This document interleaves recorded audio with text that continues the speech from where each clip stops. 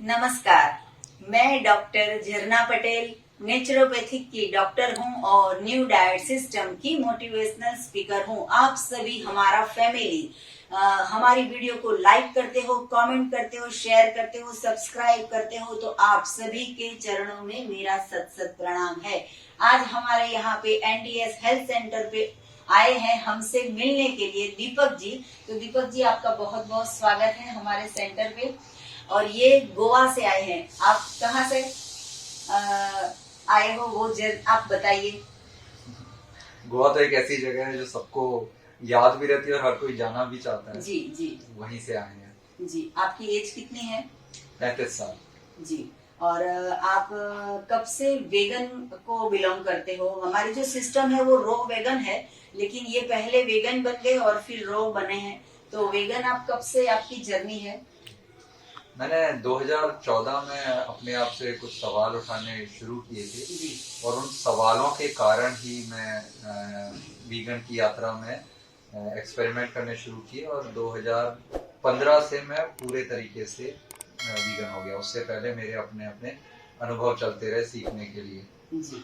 और फिर आप रॉ डाइट पे भी फिर आ गए। तो आपने जैसे बातों में कहा अभी कि 80% आप रॉ डाइट पे थे और 20% कभी कभार पकाया हुआ सूप या कुछ ले लेते थे। तो वो कब से चल रहा है? पिछले 3 सालों से जी। मैं तकरीबन 75% फलों पे और जीवित भोजन पे और 1 कुक मील पे मैं रहता था। जी।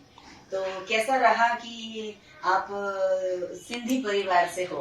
और हमने ऐसा सुना है, देखा है, और सबसे बहुत सारे लोगों को मिले भी है कि सिंधी परिवार वाले बहुत मोटे होते हैं, खाने के शौकीन होते हैं। तो आप तो दिखते हो एकदम स्लिम, फिट एंड फाइन। तो आप पहले से स्लिम थे कि अभी आप वेगन को रॉ पे आए फिर आपका बॉडी ऐसा हुआ है कि पहले आप मोटे थे कि पतले ही हो? मेरा अधिकतम वजन 75 किलो रहा है जी। जब मैं संपूर्णतः ही तला हुआ और पूरा सिंधी भोजन खाता था। तो सिंधी में काफी खाने पे तो हर समय महत्वता होती है। जी। कभी भी माँ से बात हो तो वही क्या खाया है और क्या एग्जैक्टली बताना है। हाँ जी। कि क्या खाया है, और वो सिर्फ खाना नहीं होना चाहिए, वो टेस्टी था कि नहीं, पेट भरा कि नहीं। जी। तो ये सब चलता रहता था। और जाहिर सी बात है कि दूसरा खाना, बाहर का खाना, ये सब छोड़ना आसान था, लेकिन माँ का खाना छोड़ना बहुत मुश्किल था। तो मेरा जब ट्रांजिशन हो रहा था तो मुझे एक एहसास हुआ अपनी यात्रा में कि मैं घर पे रुका हुआ हूँ माँ के साथ, तो वो भी एक अपने आप में रुकावट है मुझे ट्रांजिशन करने के लिए। जी। तो मैंने कुछ समय फिर लिया कि मेरे को दूर रहना है, अलग रहना है, ताकि मेरा ये जो हवाई जहाज का लॉन्च पैड होता है वो उड़ पाए। तो जब वो हुआ तब जाके मेरे से ये छूट पाया है, नहीं तो वो जो इमोशनल ईटिंग होती है, हाँ, वो इसी से ही संबंधित होती है। वो तभी निकल पाई जब मैं बाहर निकला जी। और अभी लास्ट 7 मंथ से आप 100% रॉ फूड पे और रॉ वेगन पे अभी आ गए हो। हाँ। और ज्यादातर आप जैसे अभी आपने बताया कि ज्यादा से ज्यादा आप जूस पे कंज्यूम कर रहे हो। तो मैंने कभी अपने शरीर को फोर्स नहीं किया कि ऐसा बनना है, ऐसा करना है। ना मैंने किसी और को कॉपी करने की कोशिश की। मुझे तो लोग ऐसे भी मैं मिला हूँ जो कि केवल हवा पे और सूरज पे जीते हैं, जी, जी, या केवल नारियल पानी पीते हैं। तो मेरा कभी ऐसे नहीं था कि उनको कॉपी करना है। जी। शरीर को जैसा सही लग रहा है वैसा ही वो फिसलता चला गया। तो ऐसा लग रहा था मेरे को कि पिछला 2.5 साल एक प्रैक्टिस चल रही थी, लॉन्च पैड चल रही थी मेरे को पूरी रॉ पे लाने के लिए। और पिछले 7 महीने से मैं पूरे रॉ पे आ गया। और अभी अपने आप शरीर कह रहा है कि आप ज्यादा से ज्यादा जो है जूस पर रहो। तो वो इतना आनंदमय स्थिति होती है कि जीवन ही इतना, मेरा प्रमुख जो प्रेरणा स्रोत है वो है जीवन का सरलीकरण। जीवन इतना सरल, सहज हो जाता है कि आप किचन फ्री है, फायर फ्री है, जितने भी क्लीनिंग है, इतना पैसा कम लगता है, इतना समय कम लगता है, ठीक है ना, टॉयलेट फ्री है, हाँ, शरीर में से बदबू नहीं आती है। तो इतनी आजादी जो आपको मिल जाती है, तो ये सरलीकरण, सहज जो बना देता है। बाकी इसके अलावा तो वातावरण का भला और जानवरों का भला और हमारी सेहत कुदरत से अलाइन होना, ये तो एक आउटकम है जो कि एक तोहफे के रूप में मिल रही है। लेकिन मुख्यतः जीवन सरल होने के बाद मैं कई कई नए नए सेक्टर में एक्सप्लोर कर सकता हूँ, वो एक मेरा बहुत बड़ा प्रेरणा स्रोत है। जी, तो अभी आप 7 महीने से रॉ फूड पे हो और कई समय से वेगन पे हो, तो आपको कभी बॉडी ने ऐसा कहा कि बुखार आ गया या फिर वीकनेस आ गई या फिर कुछ दवाई की जरूरत पड़ गई, ऐसी कुछ आपको अनुभव हुआ कि एकदम फिट एंड फाइन फील कर रहे हो? मुझे बुखार सर्दी खांसी वैसे तो नहीं होता है। जी। पहले जब मैं पका हुआ भोजन खाता था तो जब भी मौसम बदलता था जी। तब मेरे को हमेशा खांसी या जुकाम या कुछ भी बुखार ऐसा कुछ कुछ होता था। जी। और जब मैं इस दुनिया में आया हूँ तो मुझे ये पता है कि ये बीमारियां नहीं होती है, ये तो एक इंडिकेशन होता है शरीर में जो अंदर गंदगी है उसको गर्म करके पिघलाने का। जैसे हम किसी बर्तन को अगर साफ करना हो, साफ ना हो रहा तो उसमें गर्म पानी डालते हैं, तो शरीर की अपनी इंटेलिजेंस, अपनी बुद्धि उसे गर्म करती है। लेकिन अगर मैं खुद से गलतियां करूं तो जरूर मेरे को बुखार या खांसी या होता है।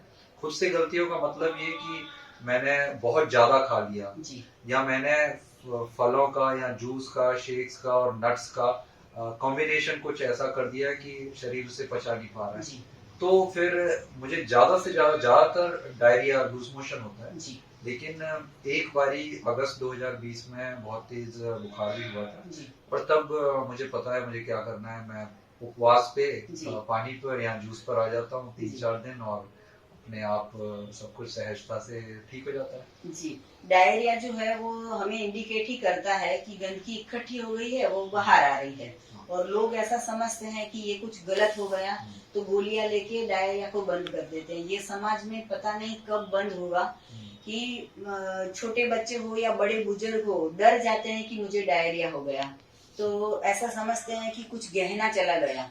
हम तो ऐसा बोलते हैं कि ये इतनी गंदगी है कि उसको नहीं निकालोगे तो मौत आ जाएगी, लेकिन वो लोग समझते नहीं है कि सुबह में एक बार ही लेटरिन आनी चाहिए, अगर 3 बार आ गई, 4 बार आ गई तो आप बीमार, या तो फिर कुछ उल्टा पुल्टा हो गया, शरीर का कुछ संतुलन बिगड़ गया है। तो ये बच्चों को पहले से ऐसा समझाने की जरूरत है कि सही भोजन क्या है, और जो अगर निकल गया तो ये भी सहज बात है, ये कोई समझाता ही नहीं है। तो पूरे समाज को चेंज होने में थोड़ा वक्त लगेगा, लेकिन आप जैसे लोग, हम जैसे लोग हर रोज ऐसा कुछ न कुछ वेव्स ब्रह्मांड में डालते रहते हैं कि सबका भला हो जाए, सब सुखी हो जाए। सब हमारा मिशन जो है वो क्लीन बॉडी मिशन है। मेरा खुद का मैंने लिया है कि क्लीन बॉडी मिशन, अगर बॉडी क्लीन होगी तो कोई बीमारी नहीं आएगी, कोई रोग नहीं आएगा, और हम हमेशा स्वस्थ रह सकेंगे। तो कभी शरीर को तकलीफ नहीं देनी है और हॉस्पिटल एडमिट नहीं होना है, वैसा हमारे शरीर को हमें फिट एंड फाइन रखना है। तो हमें बहुत अच्छा लगा कि आप गोवा से आए हो एक ही दिन के लिए, ये रात को आए थे और आज रात को फिर से वापस जा रहे हैं। तो सिर्फ एक ही दिन के लिए आए थे, लेकिन फिर भी इन्होंने अपना अनुभव देने के लिए आपने अपना वक्त निकाला, वो हमें बहुत अच्छा लगा। और आपने जैसे कहा कि आपसे जितने भी लोग, कोई बीमार लोग आते हैं या कोई जरूरियात वाले लोग आते हैं, तो आप हमारी वीडियो भी उनको सजेस्ट करते हो। आप कितनी वीडियो देखते हो? मैं आपके कम से कम नहीं तो 30 या 40 वीडियोस देख चुका हूँ जी। और उसके बाद जब मैंने जड़ पकड़ ली कि आप किस तरीके से अलग अलग टॉपिक्स पे बात कर रहे हैं, तो मैंने फिर आपके वीडियोस बांटने शुरू कर दिए। मैं खुद स्वयं ऐसे कार्यक्रम कराता हूँ संपूर्णतः रूपांतरण जीवन का और कुदरत से जुड़ने का और जीवन सरलीकरण के बारे में। आपको अपने जीवन में पॉज लेना है और अपनी समस्याएं दूर करनी है, चाहे वो आर्थिक हो या शारीरिक हो या फिर रिलेशन से संबंधित हो। तो उसमें फिर उस प्रोग्राम के बाद जो है फॉलो अप के लिए मैं आपके वीडियोस जरूर भेजता हूँ, क्योंकि वो लोग कहते हैं हमें रेसिपीज चाहिए, तो आपके पास तो पूरा एनसाइक्लोपीडिया है रेसिपीज का, तो कोई उनको कारण ही नहीं होना चाहिए कि हम ये काम नहीं कर सकते। और बहुत सहजता से आप जो बताते हैं और हिंदी में होते हैं तो ज्यादातर लोग उससे कम कनेक्ट कर पाते हैं, तो इसीलिए बहुत अच्छा काम किया है आपने और इतना मिशन को ये आगे बढ़ाया है। तो आप जब खुद को हील करेंगे तो ही आप दुनिया को, ब्रह्मांड को हील कर पाएंगे। तो ये जो शरीर जो है मंदिर है, वो आपने सही में दिखा दिया है कि इसको मंदिर की तरह कैसे रखना होता है। जी, और जैसे मंदिर एकदम स्वच्छ होता है, साफ सुथरा होता है, हम घर को कितना क्लीन करते हैं और शरीर के अंदर गंदगी पड़ी होती है, वो कोई साफ सफाई नहीं करता है। तो सबसे पहला वो है कि एनिमा कीजिए और रॉ फूड खाइए, तभी आप ये बीमारी से दूर हो सकोगे और आप स्वस्थ रह सकोगे। तो जिंदगी में कभी बीमार नहीं पड़ना हो तो हमारी 600 से भी अधिक वीडियो है, वो देखिए। तो आप स्पेशली एक संदेशा दे दीजिए पूरे वर्ल्ड को कि आप क्या चाहते हो लोगों से और आप क्या कहना चाहोगे कि कुछ भी आपको जो भी इतने समय से फील हो रहा है, आपकी बॉडी आपको कुछ रिस्पॉन्स दे रही है, तो आप समाज को क्या संदेशा देना चाहोगे? कुदरत ही हमारा सबसे बड़ा अध्यापक है और हमारे स्वयं से पूछे हुए प्रश्न ही हमारे सबसे अच्छे दोस्त हैं।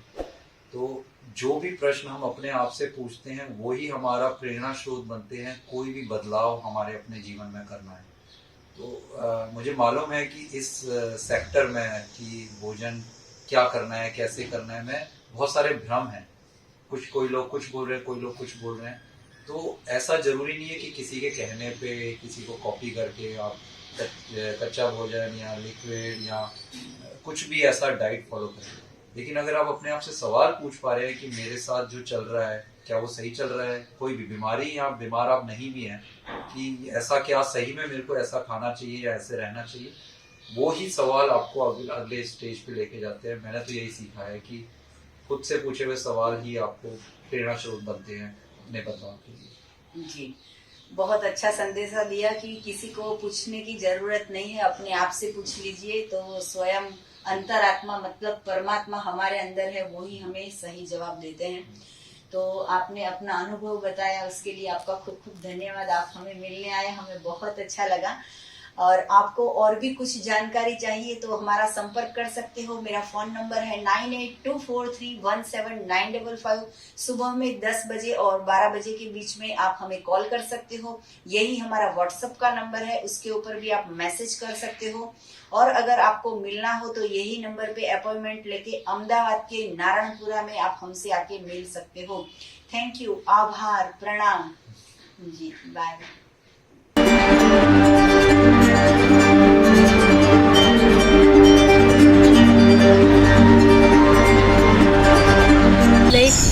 यार ये मैं और क्यों नहीं कर रही हूँ, पर ये दूसरी सारी चीज़ें तो ठीक है, but this is something I really really enjoy doing and I am not doing that enough.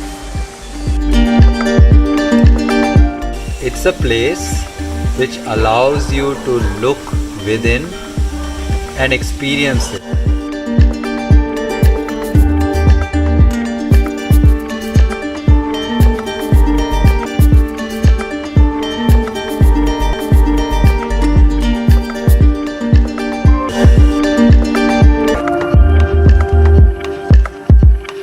I think this is the only thing we need, genuinely. We don't need anything else. पैसा नहीं चाहिए यार. If you have food, if you have water, if you have air, and if you have beautiful people around, we can exchange skills, we can live like this. It gives me confidence that it's just, yes, there are more and more people are coming up. You know, you are not alone. Like the tribe is building. So that feeling I get. So I call it satsang. Like bachpan I was told something satsang everybody should do, which means sachai ka sang. So this is sachai and I like to be a part of this sachai and this is satsang.